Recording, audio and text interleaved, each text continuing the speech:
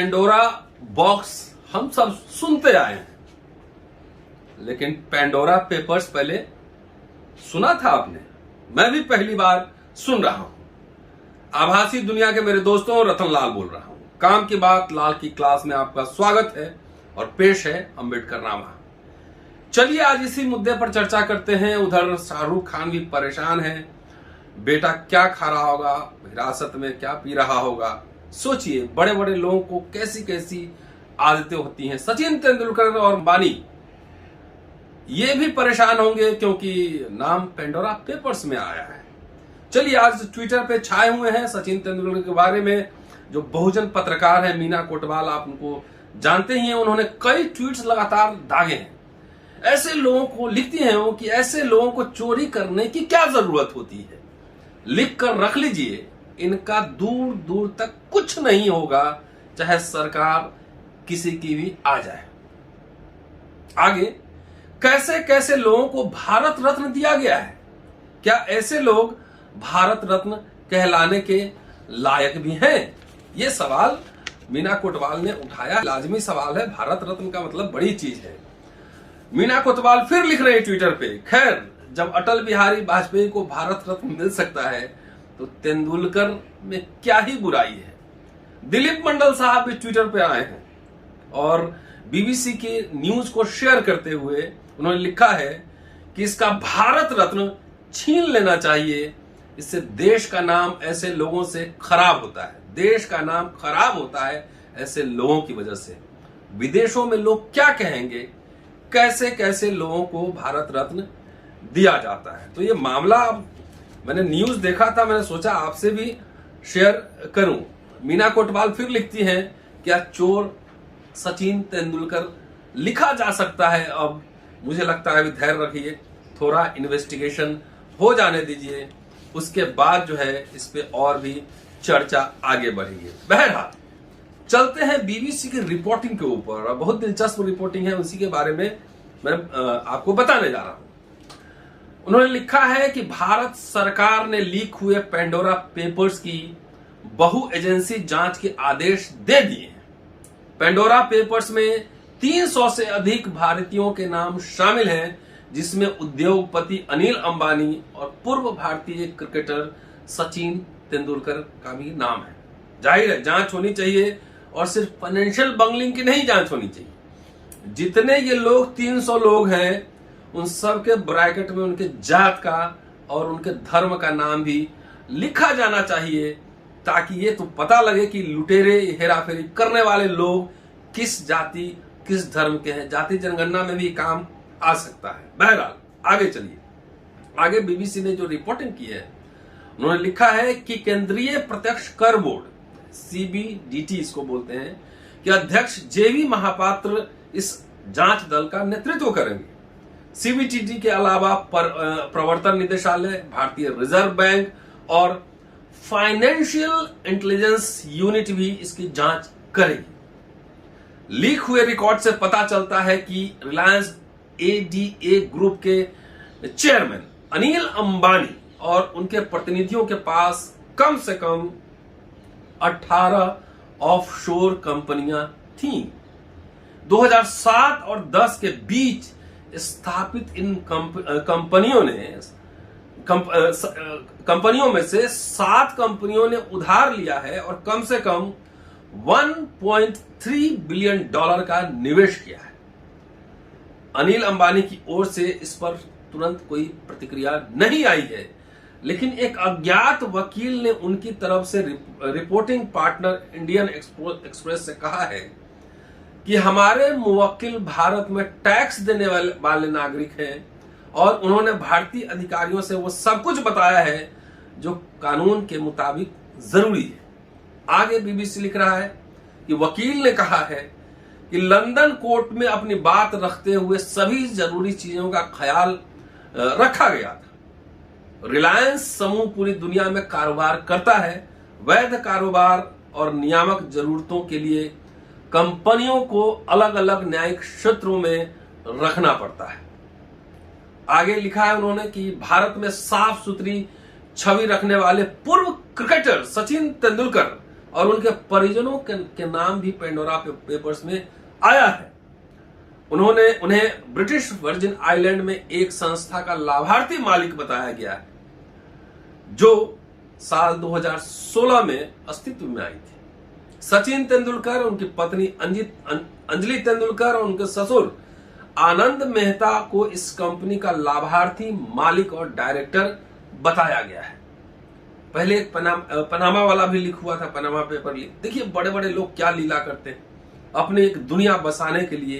अच्छा, एक बात है कि इतने पैसा लेकर करेंगे क्या, ये सोचने की बात है। खाते तो खाना ही होंगे ना, सोने के बिस्किट तो चबाते नहीं होंगे, लेकिन ऐसे धन कुबेर है ना, धन पिपासु, उसके लिए उनके लिए राष्ट्र के कोई बाउंड्रीज नहीं होते हैं, राष्ट्र की बाउंड्रीज भी तोड़ते हैं। अब चलिए पेंडोरा पेपर्स क्या है। बीबीसी की रिपोर्टिंग से ये बता रहा हूं कि 117 देशों में 600 खोजी पत्रकारों ने इन दस्तावेजों की पड़ताल की। 14 स्रोतों से मिले लाखों की संख्या में दस्तावेज होंगे, अब मेल हजारों की संख्या में होंगे। 14 स्रोतों से मिले इन दस्तावेजों की कई महीने तक जांच की गई, फिर इन दस्तावेजों के आधार पर रिपोर्ट्स तैयार की गई है। इन्हें इस हफ्ते प्रकाशित किया जा रहा है। आने दीजिए रिपोर्ट, उसकी पूरी समीक्षा इकोनॉमिक एक्सपर्ट से लेकर मैं जरूर करने की कोशिश करूंगा। अब चलिए आगे आते हैं। इस डेटा को वॉशिंगटन डीसी स्थित इंटरनेशनल कंसोर्शियम इन्वेस्टिगेटिव जर्नलिज्म यानी ICIJ ने हासिल किया और दुनिया भर के 140 मीडिया संस्थानों ने अब तक इस सबसे बड़े ग्लोबल इन्वेस्टिगेशन में हिस्सा लिया। ऐतिहासिक है ये। कितने देश के लोग, कितने जर्नलिस्ट, 600 लोग काम कर रहे थे। बीबीसी, पैनोरामा और गार्डियन ने मिलकर ब्रिटेन में इस पड़ताल का नेतृत्व किया है। लीक फाइलें बताती हैं कि कैसे दुनिया के कुछ शक्तिशाली लोग, जिनमें 90 देशों के 330 राजनेता हैं, अपनी संपत्ति छिपाने के लिए सीक्रेट ऑफशोर कंपनियों का इस्तेमाल करते हैं। भारतीय विदेश मंत्रालय भी कूदा है पूरे इसमें और उन्होंने कहा है कि दोषी पाए जाने वाले लोगों के खिलाफ उचित कार्रवाई की जाएगी। विदेश मंत्रालय के मुताबिक इन मामलों की प्रभावी जांच सुनिश्चित करने के लिए सरकार इन करदाताओं संस्थाओं के संबंध में जानकारी प्राप्त करने के लिए विदेशी क्षेत्राधिकार के साथ भी मिलकर काम करेगी। आगे बीबीसी के रिपोर्ट के हिसाब से कि ब्लैक मनी पर सरकार के विशेष जांच दल के प्रमुख रहे सुप्रीम कोर्ट के 2 पूर्व न्यायाधीश ने कहा है कि इस जानकारी के सामने आने के बाद कार्रवाई की जाएगी।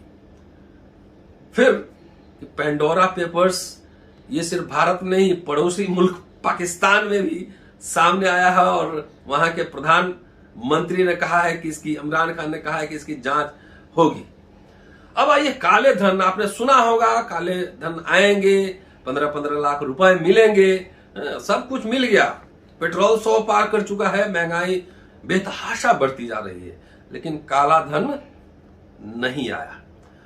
कि काले धन की जांच के लिए मोदी सरकार ने साल 2014 में SIT का गठन किया था और अब तक सुप्रीम कोर्ट में 7 रिपोर्ट पेश की जा चुकी है, सौंपी जा चुकी है। क्या हुआ रिपोर्ट का अभी नहीं कह सकते, उस पर क्या होगा नहीं कह सकते हैं। पेंडोरा पेपर्स में कई अन्य प्रमुख भारतीयों के नाम भी सामने आए हैं, जिनमें कुछ हाई प्रोफाइल व्यवसायी और उद्यमी भी शामिल हैं। इसके अलावा कई प्रमुख प्रवासी भारतीयों के नाम भी इसमें शामिल हैं, जिन्होंने भारतीय बैंकों से बड़े लोन लिए और कुर्की की कार्रवाई के बावजूद ऑफशोर कंपनियां खोली और अपनी मौजूदा संपत्ति का सही विवरण नहीं दिया।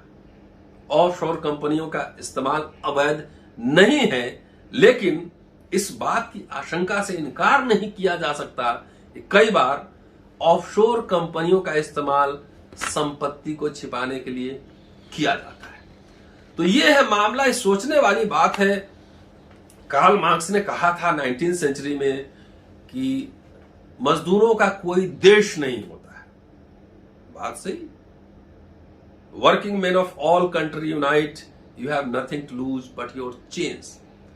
इसमें एक बात और जोर देनी चाहिए थी कि अमीरों का भी कोई देश नहीं होता है।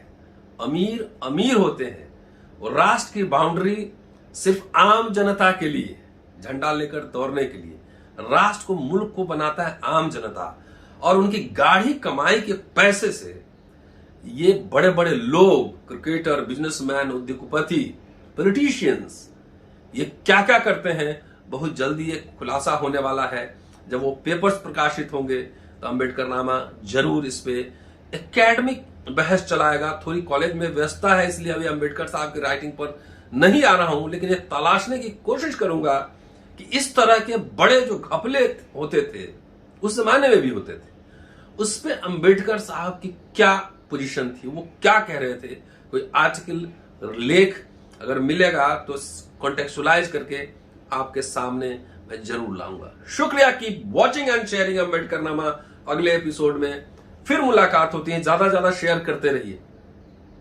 जय हिंद, फिर मिलते हैं।